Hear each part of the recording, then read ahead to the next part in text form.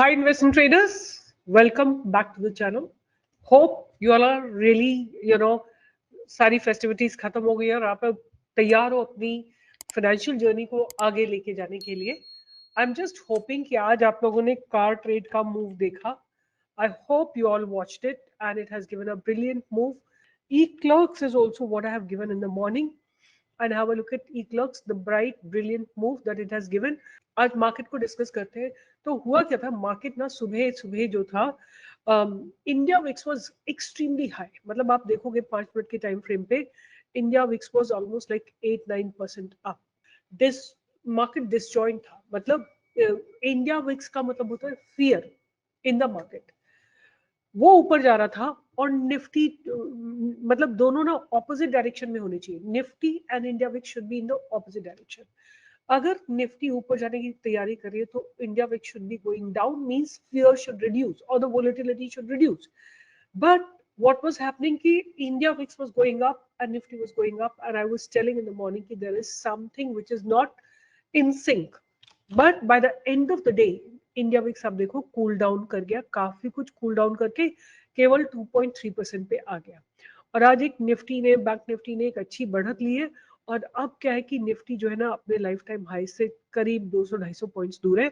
26,280 इसका जो है पास्ट में पास्ट लाइफ टाइम हाई है. आप यहाँ से देख सकते हो, this is the high that 26,277 ये इसने अपना हाई बनाया था.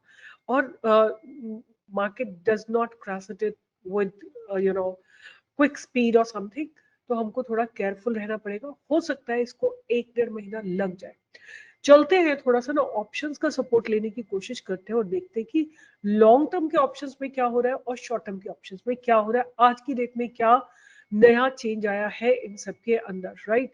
तो ये आपके सामने ऑप्शन चेन है और निफ्टी की ऑप्शन चेन है. और मैं आपको क्लियरली दिखाती हूँ कि how does it look like. So यहाँ पे देखो आपके सामने, यहाँ से आप देखो लगातार अनवाइंड होते होते होते यहाँ तक अनवाइंड हुआ है. दैट मीन्स 26,000 तक अनवाइंडिंग हो गई है, राइट. छोटी सी राइटिंग यहाँ पे हुई है 26,150 पे, और यहाँ even far away unwinding has happened.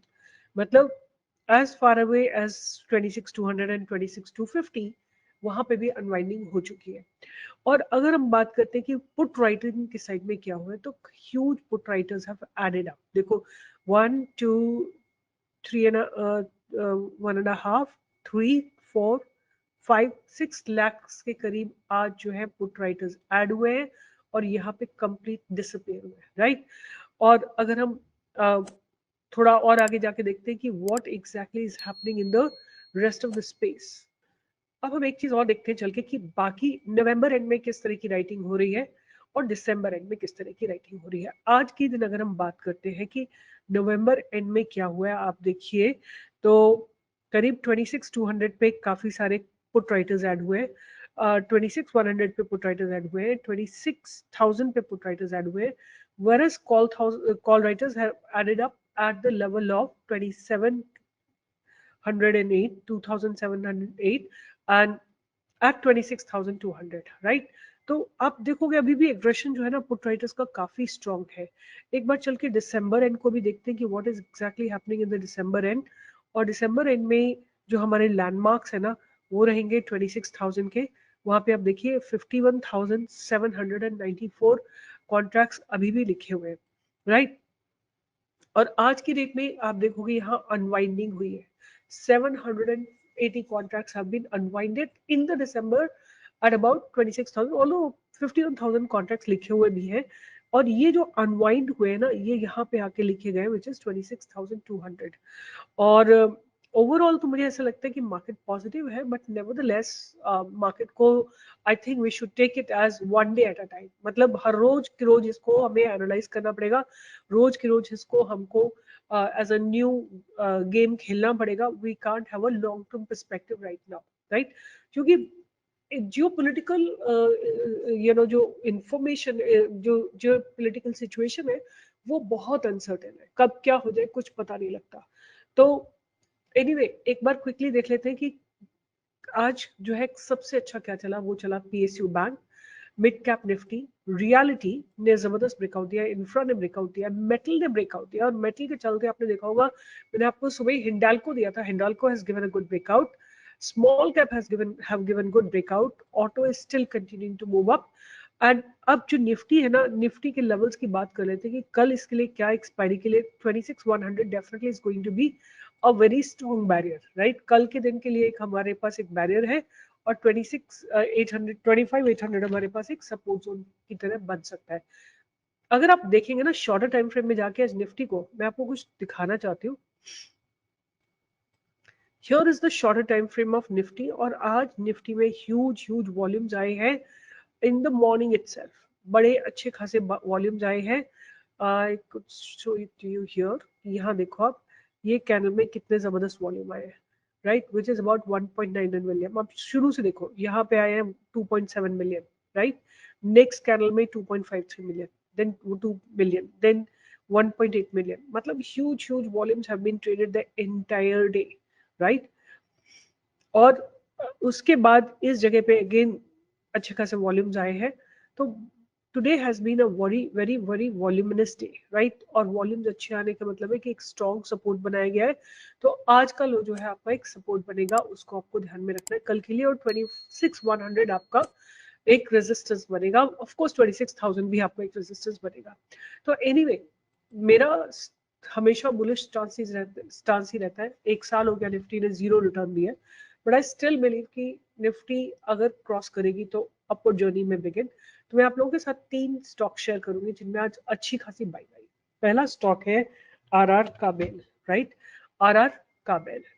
तो मैं, मेरा रीजन क्या होता है फॉर गिविंग स्टॉक्स, पहली बात ये मैं आपके साथ ऑलरेडी शेयर कर चुकी हूँ, जहां शेयर किया था वहां से इसने आपको 50% का रिटर्न दिया था, बट अभी क्या है, इसमें स्टॉक में कंसोलिडेशन हुआ है, अच्छा खासा कंसोलिडेशन हुआ है फॉर क्वाइट सम टाइम, ये कंसोलिडेशन हुआ है।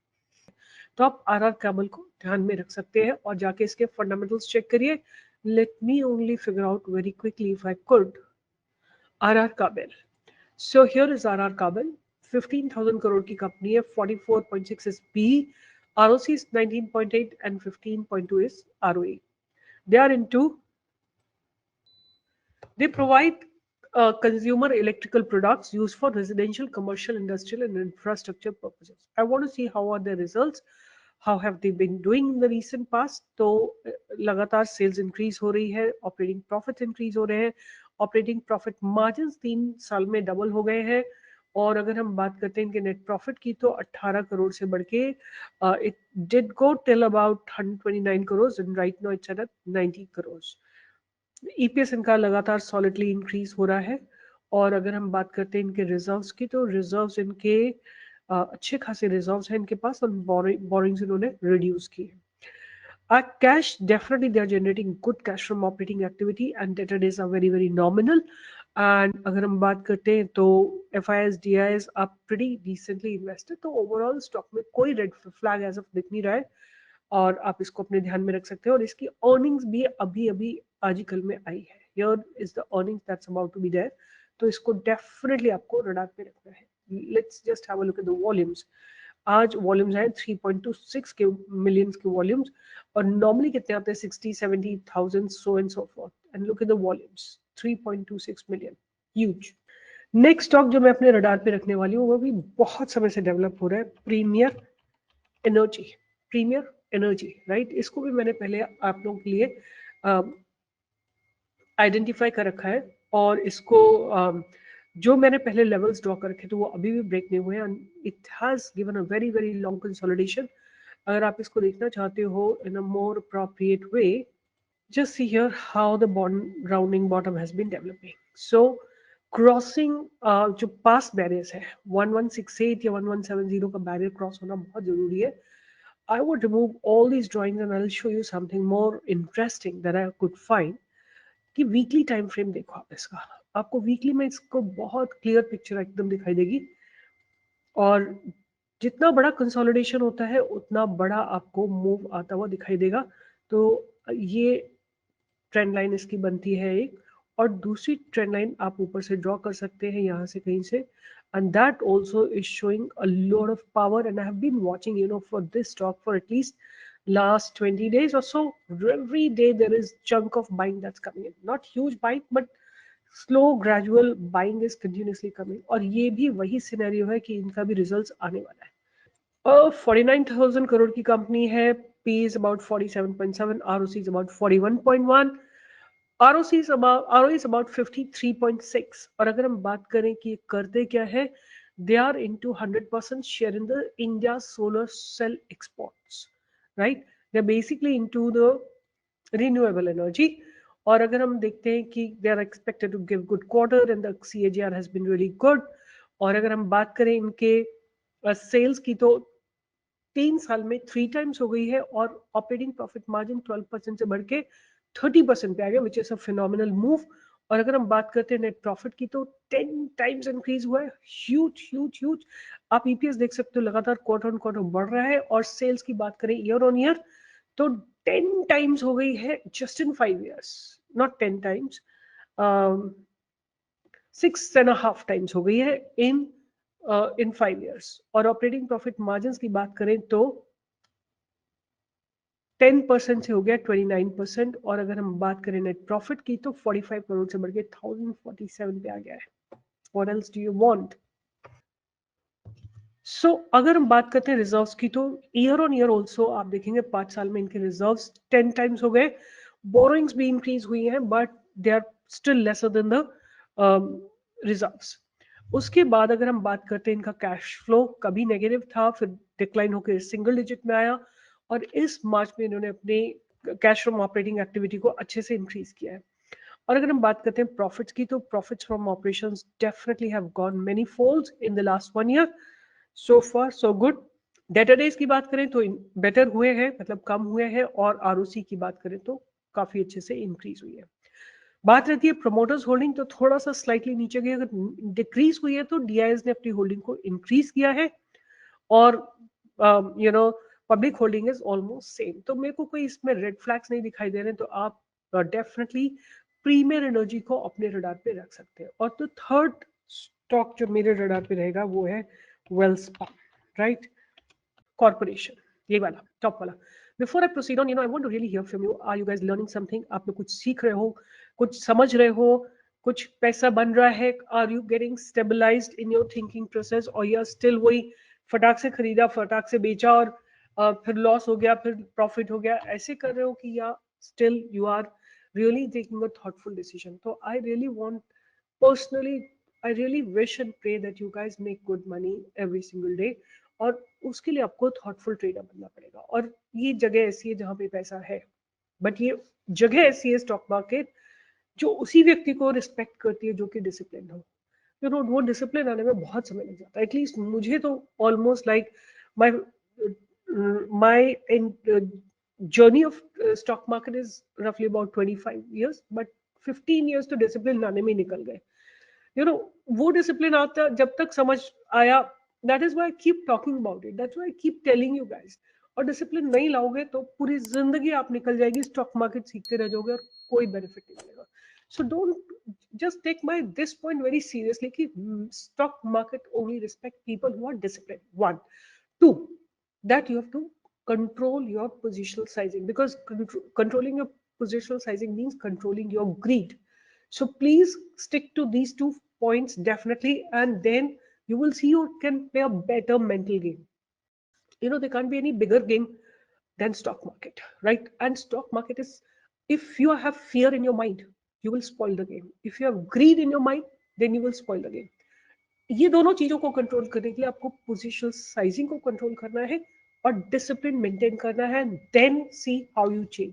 Take my words. अगर आप भी लोग सोचते हो कि रोज सेम बात सेम बात सेम बात सेम बात, मेरे को लगता है कि कहीं किसी दिन आपके दिमाग में बैठ जाएगा, किसी दिन आप लॉस करोगे, किसी दिन आप एकदम थके आ रहे आओगे कि बस चलो आज के बाद मेरे को ट्रेड नहीं करना है, बट चलो ये फाइनल चीज मैं ट्राई कर लेता हूँ. शायद आपकी किस्मत बदल जाए. बदल लो. मुझे बहुत समय लगा और काफी पैसे भी मैंने बर्बाद किए, लॉस किए, तब उसके बाद ये बातें समझ में आई. बट एनीवे, जो थर्ड स्टॉक मेरे रडार पे रहेगा वो रहेगा Welspun corporation. Here it is. It's taking a very, very good support from a very long time at 820, and now it looks ready for a breakout. And आप देखोगे कि ये ऊपर से टॉप से एक लेवल को मेंटेन करता हुआ आ रहा है, तो आपको वेट करना है for the higher levels to break. So keep Welspun corporation also on your radar. तो तीन स्टॉक्स जिनकी बात की है, आरआर काबिल, प्रीमियर एनर्जीज एंड वेलकॉम. ध्यान में रखिए, सीखते रहिए, जुड़े रहिए. कोशिश ये रहती है कि अपना ऑनेस्ट सिंसियर काम आपको प्रेजेंट किया जाए ताकि आप लोगों के पैसे बने, because it's not an easy space, you know, it's a very difficult space. It and दूसरी बात ये ना, मेरे को क्या लगता है, आप लोगों को मैं बता रही हूँ कि stock market is a space where collective energies work, right? Suppose I want to buy a particular stock. कोई उसको बेच रहा है, कोई उसको खरीद रहा है, कोई कॉल बाय कर रहा है, कोई पुट बाय कर रहा है, एंड कोई किसी ने सारा पैसा लॉस कर दिया और वो सोच रहा है मैं एक लास्ट नाम लगा देता हूँ. कोई पहली बार आया मार्केट में, बहुत इंथुजियास्टिक है, कोई हारा हुआ है जिंदगी से, वो आया हुआ है. तो हर तरह की एनर्जी उस स्टॉक में वर्क कर रही होती है. इसलिए आपकी एनर्जी इतनी सुपीरियर होनी चाहिए कि उन स्मॉल स्मॉल एनर्जीज का कोई फर्क ना पड़े, या आपकी understanding of the market has to be so high that it doesn't make a difference to all these energies working on a particular stock or in a particular index. But anyway, ये बहुत deep बातें हैं, शायद आपको ना समझ में आए, बट डजंट मैटर. मुझे बोलना था तो मैंने बोल दिया.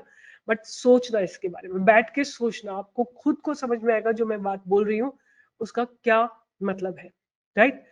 All the best, keep learning, and I just wish you by 2026 you should all become capable trader and disciplined trader. Bye bye. See you. I'll see you in the live market tomorrow.